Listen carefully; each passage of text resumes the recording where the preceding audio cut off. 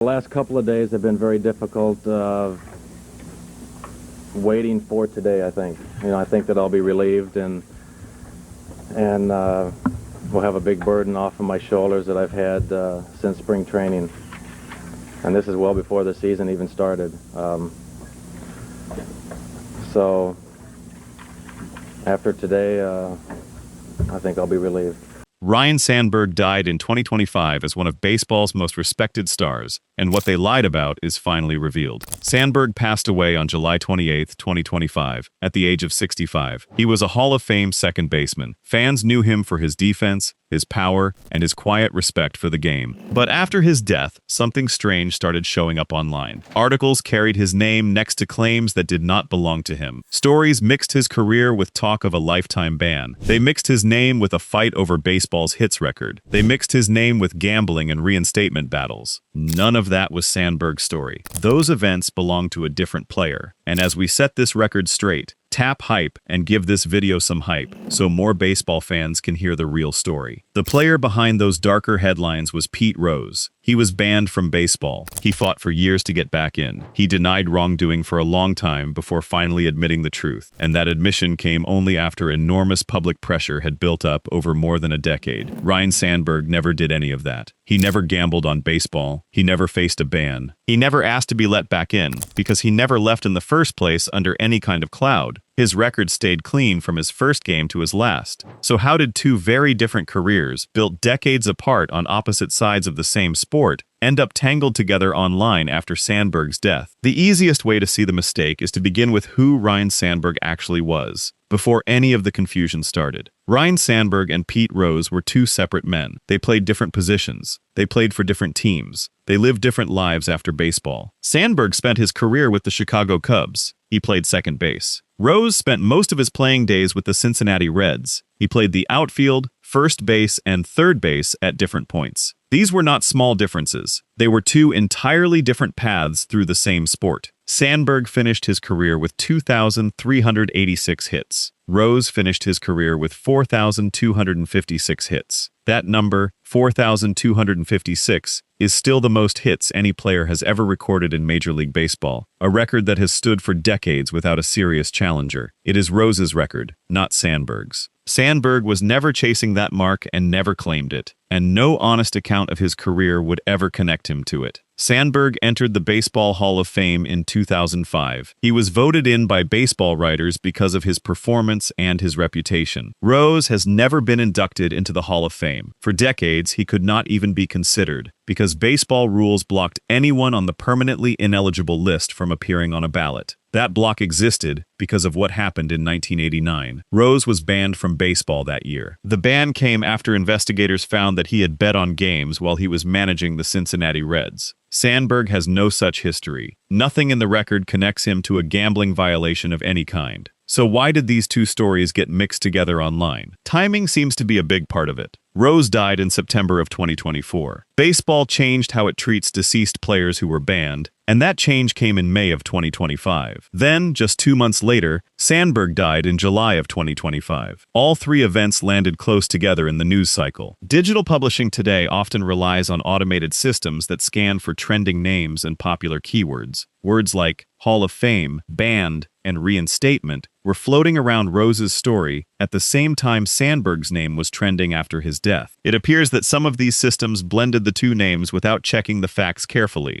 The result was headlines that pointed at Sandberg while describing a scandal that belonged to Rose. This was not necessarily one person telling a lie on purpose. It looks more like careless, fast, attention-driven publishing that put the wrong name on the wrong story, built by systems designed to move quickly rather than check facts. Either way, the record needs to be set straight. Sandberg deserves to be remembered for who he actually was, not for a story that a computer program stitched together by mistake. Ryne D. Sandberg was born in Spokane, Washington. He was drafted by the Philadelphia Phillies back in 1978, coming up through the Phillies farm system like any other young prospect trying to earn a permanent roster spot. He spent his first season in the majors with Philadelphia, playing only a limited role before the front office made a decision that would end up shaping the rest of his career. Then, in January of 1982, the Phillies traded him to the Chicago Cubs. That trade changed the direction of his career and the direction of the Cubs franchise. When he arrived in Chicago, Sandberg moved from shortstop to second base. It turned out to be the right move. He became one of the best defensive second basemen the game had ever seen, and he paired that defense with real power at the plate and real speed on the bases. At the time, most middle infielders were valued mainly for defense. Sandberg proved a second baseman could do it all. Sandberg quickly built a reputation as a player who prepared seriously for every game. Coaches praised his work ethic in practice, noting that he treated routine drills with the same focus he brought to the biggest moments of the season. That preparation showed up on the field in the form of consistency, year after year, rather than a single flashy stretch followed by a decline. His signature season came in 1984. That year, he won the National League MVP award. He helped lead the Cubs to their first playoff appearance since 1945, which had been a very long wait for Cubs fans. He batted .314 that season. He collected 200 hits, scored 114 runs, and hit 36 doubles. He added 19 triples and 19 home runs. He also stole 32 bases. Those numbers show a player who could do damage in almost every part of the game, not just one. The single most famous moment of that 1984 season came on June 23rd. It is remembered by fans simply as the Sandberg game. The Cubs were playing the St. Louis Cardinals that afternoon. Sandberg hit a home run in the 9th inning to tie the score. Then he did it again in the 10th inning, tying the score a second time. Both home runs came off Bruce Sutter, a Hall of Fame relief pitcher who was considered one of the toughest closers in the game. The Cubs went on to win the game 12-11. That afternoon turned Sandberg from a rising player into a genuine star, and Cubs fans still talk about that game decades later. The Sandberg game did more than win a single afternoon for the Cubs. It became a permanent part of how fans and broadcasters talked about the team for years afterward, referenced any time a Cubs player delivered a big moment against a tough opponent. It also introduced Sandberg to a much wider national audience, since the game was broadcast to viewers well beyond Chicago. Across his full career, Sandberg built a resume that stands on its own. He played 16 seasons in the majors. He was selected to 10 All-Star games. He won 9 straight Gold Glove awards for his defense at second base, a run of excellence at his position. He also won 7 Silver Slugger awards for his hitting. He hit 282 home runs, an unusually high total for a second baseman during that era. He stole 344 bases over his long career, ranking among the very best ever recorded by a second baseman. The Cubs retired his uniform number, 23, so no future Cubs player will ever wear it again. In June of 2024, the team unveiled a bronze statue of Sandberg outside Wrigley Field, a lasting tribute built while he was still alive to see it. None of these numbers needed a scandal attached to them. They stood as proof of a complete, well-rounded baseball career. Sandberg's greatness was never only about statistics. In 2005, he was inducted into the National Baseball Hall of Fame, and his induction speech is still remembered for what it emphasized.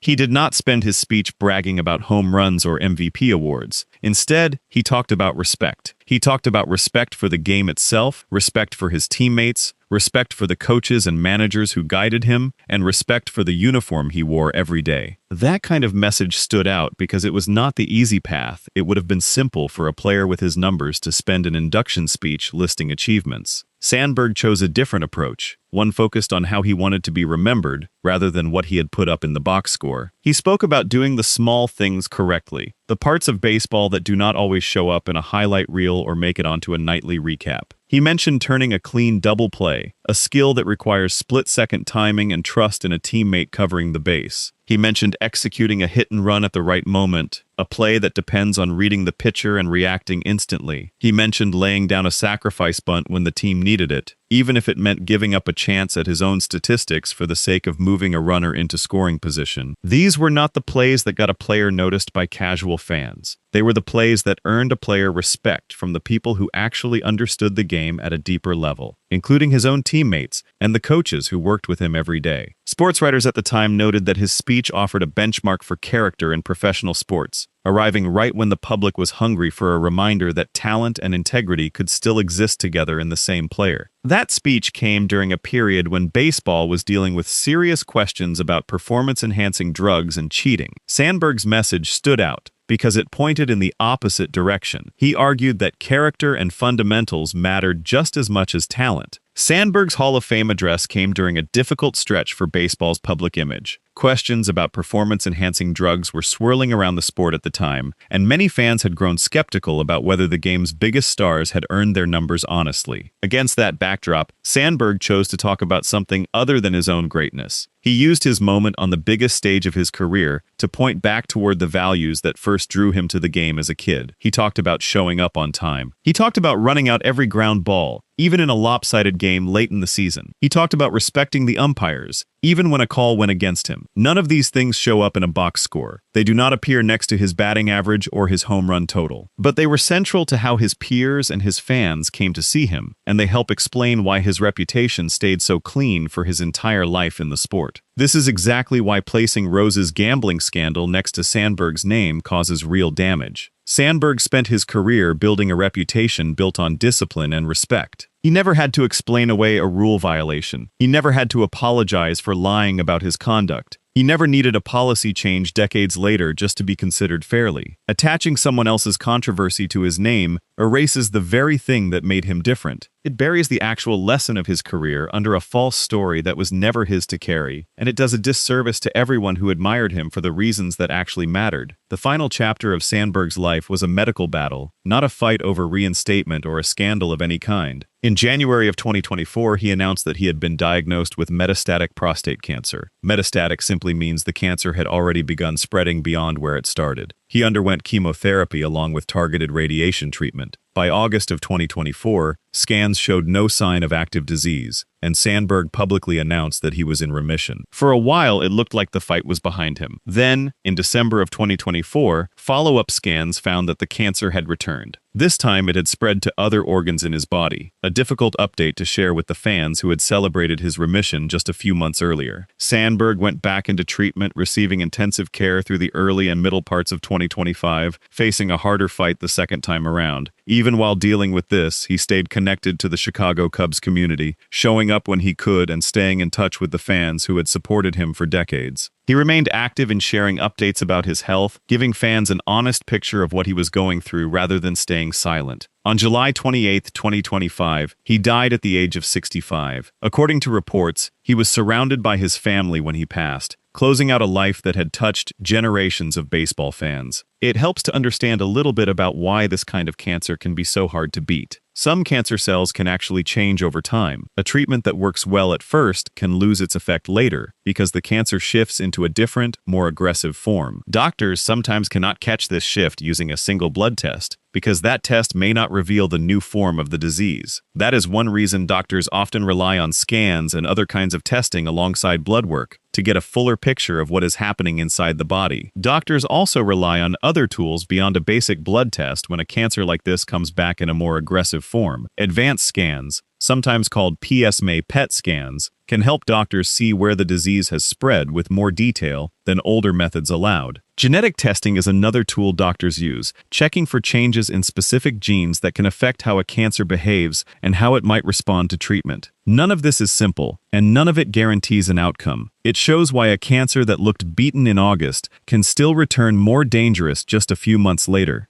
Sandberg's public battle also drew attention to a bigger issue. Prostate cancer is one of the leading causes of cancer death among men in the United States, with hundreds of thousands of new cases diagnosed every year. Catching it early gives people a much better chance. For that reason, doctors recommend that men, especially those at higher risk or with a family history of the disease, consider getting checked starting in their mid-40s rather than waiting. Sandberg's openness about his diagnosis likely encouraged some men to get screened who might not have otherwise. That is a meaningful legacy in itself, separate from anything he did on a baseball field, and it is a legacy that has nothing to do with the false story that later got attached to his name. It is worth saying clearly, this was Sandberg's real final fight.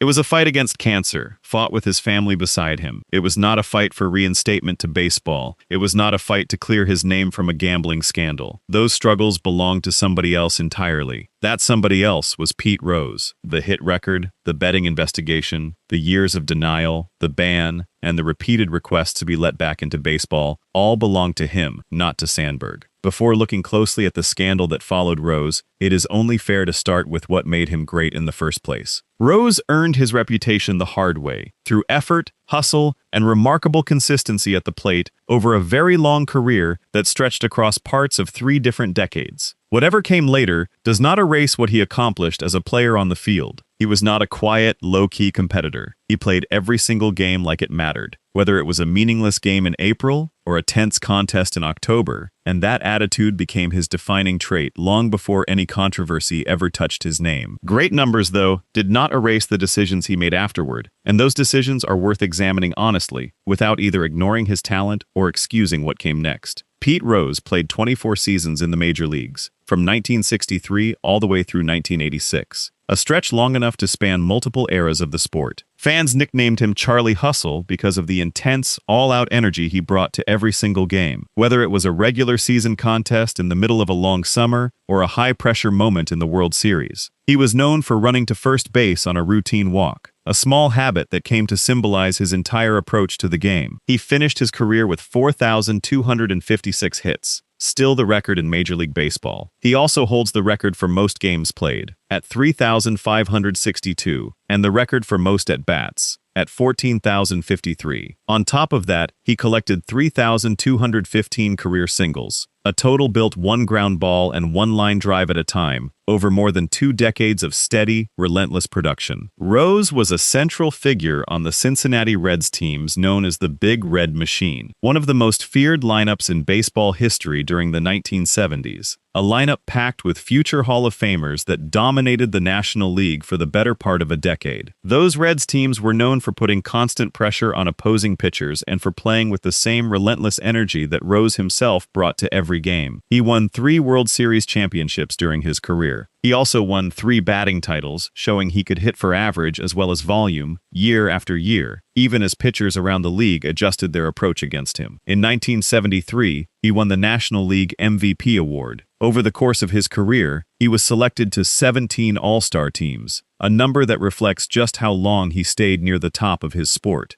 He also stood out for his versatility, playing 5 different positions well enough to be trusted defensively at each one, something very few players manage to do at a high level. These are not small achievements. They represent one of the most productive and durable careers baseball has ever seen. That is exactly why what happened next carried so much weight. A player with a smaller reputation might have faded quietly, with the public barely noticing. Rose's fall mattered so much precisely because his rise had been so remarkable, and because so many fans had grown up admiring the very qualities that later made his betrayal of trust so hard to accept. By the late 1980s, reports were spreading that Rose had been gambling heavily on professional sports, and those reports eventually led to a formal investigation that would change how the public remembered him. The ban did not begin with rumor alone. It followed a detailed investigation. In February of 1989, baseball's leadership took those gambling reports seriously enough to act. Bartlett Giamatti was about to become the new commissioner of baseball. Peter Ueberroth was still serving as the outgoing commissioner at the time. Together, baseball's leadership brought in an outside investigator named John M. Dowd to lead a full inquiry into the allegations against Rose. Dowd's investigation was thorough. It was not built on rumor or secondhand gossip. By June of 1989, he delivered a report that ran 225 pages long. That report was backed up by 7 full volumes of supporting evidence and exhibits, an enormous amount of documentation for a single case. Investigators gathered bank transfer records, phone records, betting sheets that had been seized during the inquiry, and sworn testimony from people connected to the case. Several associates were named in the investigation, including men named Paul Jansen, Michael Bertolini, and Ron Peters, all of whom provided information used in building the case. These were not baseball officials making accusations from a distance. They were people who claimed direct knowledge of the wagers themselves, including how the bets were placed and how the money moved. What the Dowd Report documented was serious. It found that Rose had placed wagers on baseball games during the 1985, 1986, and 1987 seasons. During that period, Rose was serving as either player-manager or full-time manager of the Cincinnati Reds. meaning he had direct control over lineup decisions, pitching changes, and in-game strategy while these wagers were happening. According to the report, his wagers on baseball often ranged from $2,000 to $10,000 at a time, substantial sums that added real financial weight behind the outcome of specific games. Some of these bets, the report said, were placed close to game time, sometimes on the very day the game was being played. The research even indicates that some wagers were placed from inside the manager's office at Riverfront Stadium, the Reds' home ballpark at the time, meaning the betting activity was happening in the same building, and often on the same day, as the games it involved. To understand why this mattered so much, it helps to explain a rule that exists in baseball called Rule 21. In simple terms, Rule 21 says that anyone working for a baseball team, whether a player, an umpire, a club official, or any other employee, cannot bet on a game that they have some connection to through their job. The punishment written into the rule is severe. Anyone found violating it faces permanent ineligibility from the sport, with no smaller penalty available in between. This rule exists for one basic reason. If someone with power over a game's outcome has money riding on that outcome, the integrity of the entire sport comes into question. Fans need to trust that games are being played and managed honestly, without any hidden financial interest shaping decisions on the field. Baseball's leadership has treated this rule as close to sacred for generations, because once fans start to doubt whether games are on the level, the entire foundation of the sport is at risk, and that trust is difficult to rebuild once it has been broken. The rule applies to managers just as strictly as it applies to players, without exception for rank or reputation. A manager makes dozens of small decisions during every single game, decisions about who pitches, who bats, and who gets pulled, and every one of those decisions needs to be free of outside financial pressure. The findings put baseball's leadership in a difficult position. The sport had already lived through one devastating gambling scandal decades earlier, involving the 1919 Chicago Black Sox, and officials were determined not to let a similar situation damage public trust again. That history made the response to Rose's case swift and firm once the Dow Report was complete. On August 24, 1989, Rose signed an agreement accepting a lifetime, permanent ban from professional baseball. As part of that agreement, Major League Baseball did not issue a formal legal finding declaring him guilty of the gambling allegations. It was a settlement rather than a trial verdict. Still, shortly after that agreement, the Hall of Fame's board of directors made a separate ruling. They decided that anyone on baseball's permanently ineligible list would also be blocked from consideration for the Hall of Fame. That decision is what kept Rose off Hall of Fame ballots for decades, despite his overwhelming statistical case for induction. It is important not to overstate what happened here. The agreement did not erase the investigation or its findings. It simply meant Rose accepted the punishment without a separate courtroom battle over guilt. The evidence collected by Dowd remained part of the historical record either way. Years of denial, followed by a late admission, form one of the most damaging parts of Rose's story. For roughly 15 years after he was banned, Rose publicly denied that he had ever bet on baseball. He often portrayed himself as a victim of an overzealous investigation, someone who had been treated unfairly by baseball's leadership, and he repeated that message in interviews and public appearances for over a decade. Many fans and reporters believed him, or at least gave him the benefit of the doubt, for a long time, in part because his playing legacy made the accusations feel hard to accept. Every year that passed without an admission made the eventual reversal that much harder for people to process once the truth finally came out. That changed in 2004, when Rose published an autobiography titled My Prison Without Bars. In that book, he finally admitted the truth. He admitted that he had bet on baseball games. He admitted that some of those bets involved games played by the Cincinnati Reds, the very team he was managing at the time. This was a major turning point in how the public understood the case, because it confirmed, directly from Rose himself, the core finding of the Dowd Report that he had spent so many years denying. Even in his admission, though, Rose offered a specific defense. He said that he only ever bet on the Reds to win. He insisted he never bet against his own team. On the surface, that distinction might sound like it softens the violation. According to the research, though, it does not remove the underlying problem with what he did. Here is a simple way to think about why. Imagine a manager who has money riding on a particular game because he bet on his team to win that day. That manager might be tempted to use his best relief pitcher more aggressively in that specific game, even if it means that pitcher is tired or unavailable the next day. Over the course of a season, decisions like that, repeated again and again, can affect games the manager did not bet on at all. A tired bullpen 2 days later, or a bench player pushed into extra innings, can shift the outcome of a game that had nothing to do with any wager. In other words, even betting only to win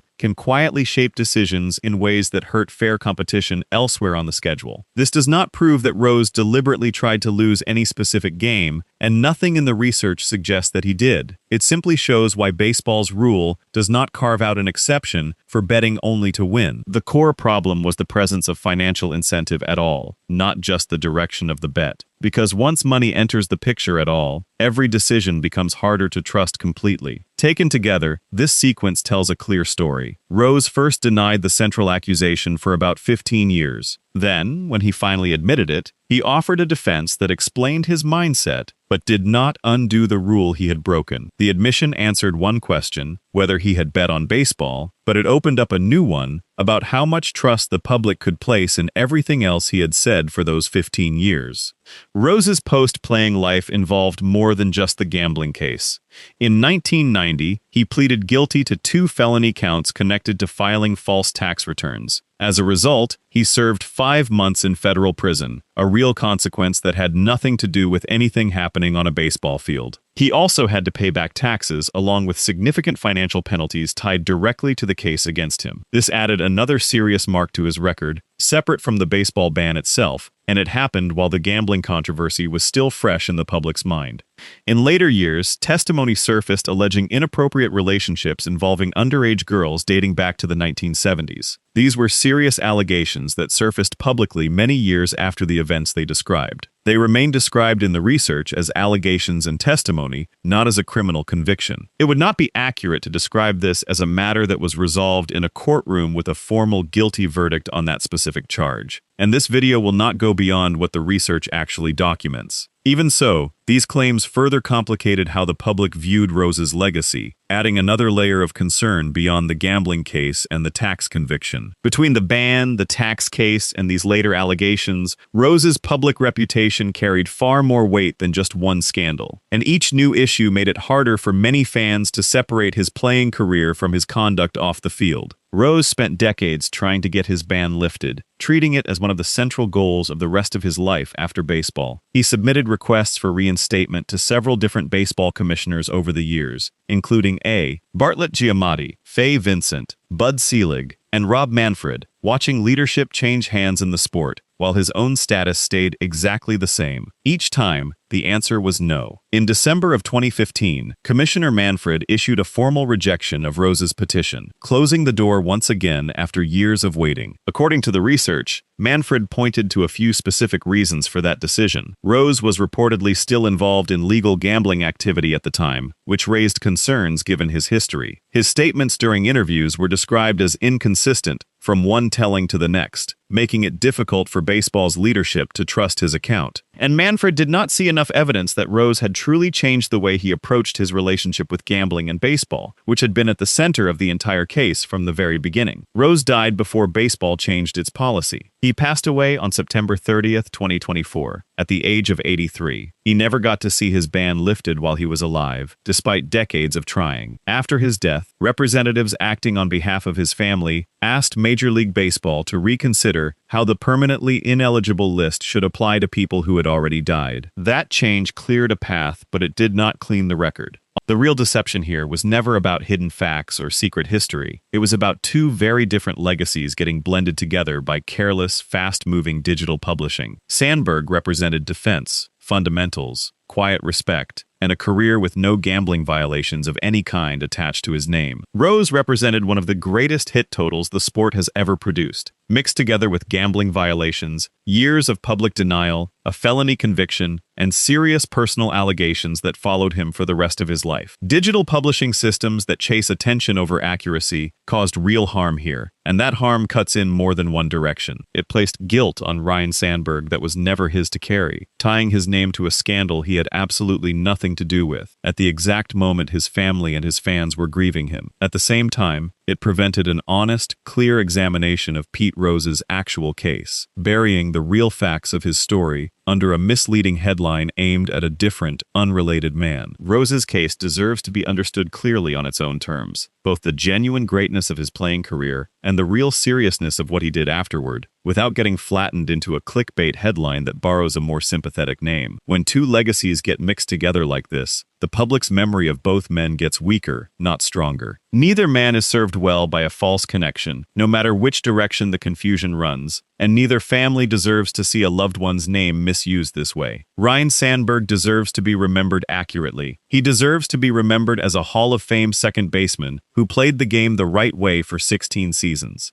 He deserves to be remembered for the Sandberg game, for 9 straight Gold Gloves, for a Hall of Fame speech that put character ahead of statistics, and for a courageous fight against an aggressive cancer that he faced with his family by his side until the very end. He deserves to be remembered for the statue outside Wrigley Field, for the retired number that no future Cub will ever wear, and for a reputation that never needed a single asterisk or explanation attached to it. None of that needed to be dressed up with a borrowed scandal to matter. It was already a complete and admirable story on its own, and it remains that way once the false story is stripped away and set aside for good. Ryne Sandberg's real story needs no borrowed scandal because his courage, respect, and great baseball were always enough.